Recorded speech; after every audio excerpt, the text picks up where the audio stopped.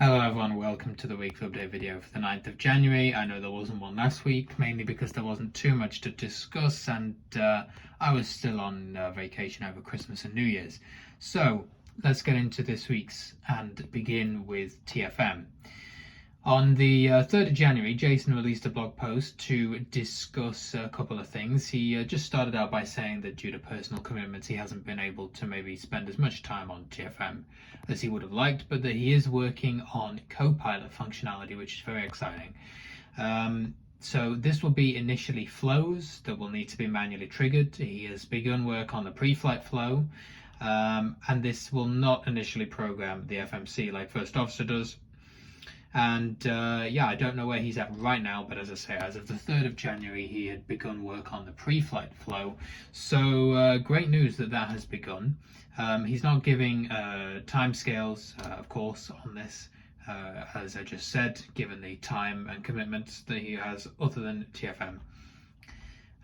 The day before that, on the 2nd, Andy gave a blog post about the progress of the 747 and when the 737 is expected to be completed. So he's also recently talked about the beginnings of the MCP boxes getting hooked up, as we usually see in the 737, into the 747. That was in the WhatsApp groups. And in terms of the 737, it's expected to be about another 3 weeks. On this blog post on the 2nd of January, he spoke about it being 4 weeks. I'm guessing now the timetable will be 3 weeks. There's things like the comms panels and also the FMC redesign left to go. Let me talk a little bit about the FMC redesign, because there's been a couple of people who have been, I wouldn't say concerned, but a bit kind of curious about how this is going to work and, whether we're going to like this or not. And the central point of the redesign is really just to make things a little bit more responsive and a little bit easier to use, given that people have had issues typing into the FMC using TFM, taking some characters in the past, and clearing out the scratch pad and these kinds of things. Sometimes you get to a point where you're trying to type in and it turns out something is left over from previous. So the visual changes will include the scratch pad being in the center of a toolbar of existing FMC buttons that we already know from the 737, for example. And you will type into this scratch pad and then you will hit enter, and then what you have typed will be sent by TFM to the FMC, which means you can perfect what you want to type. If you make a mistake or whatever when you're typing, you just go and change it, and then you can send it off once you're fully ready. So I think that's going to help us out a lot. It means that if you make a mistake, you're not going to have to worry about whether it's actually been deleted from the FMC correctly before you go ahead and make the retype of what you actually wanted to enter. It's also supposed to be more responsive, as I said, and they do point out something that I think we've talked about from when the survey recently came out. A lot of people saying that they wanted it to be more responsive, and to an extent it will be, but you've also got to remember that this is relatively old technology in the 737, and so it's not quite as simple as TFM having issues. It's often the case that this is modeled by PMDG and that TFM is just kind of relaying that experience to you. So don't always lay everything at TFM's door. If your FMC seems a bit sluggish and you think, wow, we're in 2023, why is this so sluggish? Well, that might be a feature rather than a bug. Right, well, that's TFM out of the way. Great work there. Really looking forward to the copilot functionality, and great news about the start of the 747. Of course, that's a long-term project. Not going to be in the next few weeks that we see any kind of finish on that before someone pipes up and says, when is this going to be released? You can, of course, keep track, though, of the progress on the blog. And if you have the PMDG 747 in P3D, when previews are released, you'll be able to download them. There was some discussion about whether Andy was going to turn off the existing offsets for the PMDG 747 when the preview was released. And I would probably say, he kind of asked people to weigh in on this. Not many people did as of yet, but I would say probably the best course of action seems to be that if an offset hasn't been replaced by a newer, more up-to-date offset, which a lot of them will get replaced and changed as more items read in the aircraft, Unless it's been replaced, then probably it would need to stay on for a preview release to make sure that the aircraft is at least usable, even if that offset hasn't actually been changed in the rebuild yet. Obviously, for Andy's purposes, he'll probably need to turn them off during the development cycle. Otherwise, you might get, as we had in some cases in the 737, offsets reading twice. And this is also something that Andy was saying he's going to disable the old offsets in the 737 and just leave us with the newer offsets, which should hopefully eliminate some of the things that are reading twice. You know, you might have the old offset and then a more detailed reading from the rebuild, and they both read at the same time. So there you go. In terms of other things to discuss, I wanted to just point a few things out that I've found over the past few weeks. The FT-SIM soundpack for the 737 is one. This was talked about on the BVI mailing list. It's been around for a long while, but it was brought up as something that we should try out.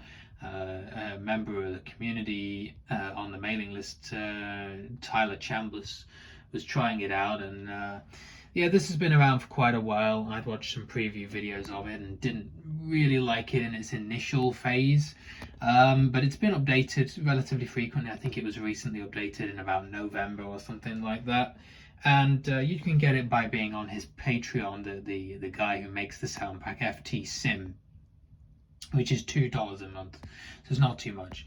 And he makes one for the 600, 700, and 800 currently for PMDG and MSFS.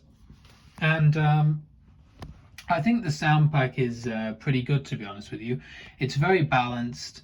There are certainly a couple of things I'd still improve or kind of critique. I think some of the engine pitches on takeoff might be a little bit out of whack. When you do a D-rate, it seems to almost D-rate sound like a bit too much of a D-rate. And things like that, but it's generally very good. It works really well with my bass transducer that I have as well, so it's a very good all-round sound pack. It's got plenty of bass in there. The install process is the only other thing that I would critique with it, as well as just copying and replacing some files in your PMDG 737 aircraft folder and your community folder.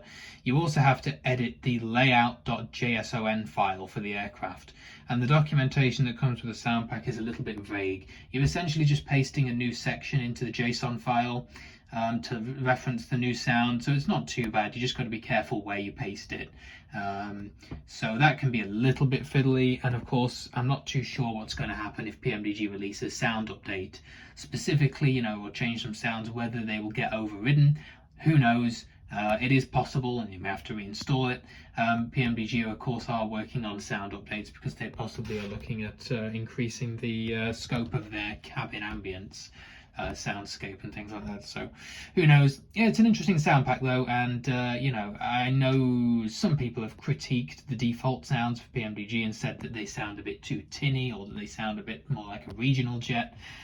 Well, this one is an alternative. If you really want to test out something new, then you can go and have a look at this. I also just wanted to point out the first officer voice commands. So a couple people have had issues in the latest update. This is not exactly something I can confirm because I haven't had the issue, but a lot of people on forums have had issues with this for quite a while.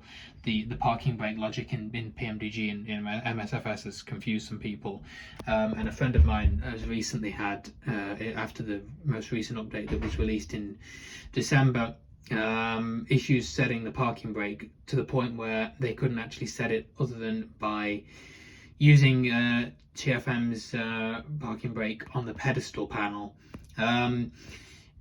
But there are some voice commands actually in First Officer that are of use, including parking brake on, parking brake off. It's really easy. You just turn voice on and say parking brake on or off. And there are other commands that maybe people know about, maybe people don't. You can use the voice to turn on things like LNAV and VNAV. So this is another bug that, again, I haven't been able to pin down, but some people's first officers turn on LNAV and VNAV and Command A pretty well when you are on departure. Some people's, like mine, often don't. Sometimes mine will, but sometimes it will just turn on heading select and then forget all about VNav and maybe not even do autopilot, it's a little bit unpredictable. But if you have the voice on, you can literally just say LNav, VNav, and Command A or autopilot on, and then that's an easy way to do it, because part of the problem of doing it with the keyboard is that well, you're trying to fly with one hand and use the keyboard with the other, and it can get a bit difficult to do both at once. So that's something else to consider. There's a full list of commands in the manual. Obviously it is a little bit unpredictable, since it's voice recognition, and those can always misinterpret, and mileage may vary, and all such things like that. I also wanted to point out the bvipilots.net PMDG tutorial that's now up. So if you go to our PMDG section, you can now download a full text tutorial, essentially the quick and dirty of how to set up the PMDG 737 using First Officer and TFM, and how to do a flight from A to B. This is not a file that goes into the intricacies of everything, but it should get you from A to B if you're a new individual looking for the basics. It's also not a substitute for reading manuals properly and watching videos. They can very much help you, and we highly recommend all that. But this is a tutorial that was done in combination with John, and I did some of it as well, and then put it up on BVI a little while ago. That's also been promoted in the WhatsApp group. So if you're looking for that, it's a text file, it's downloadable, and it's on the PMDG section. You can download it from under the P3D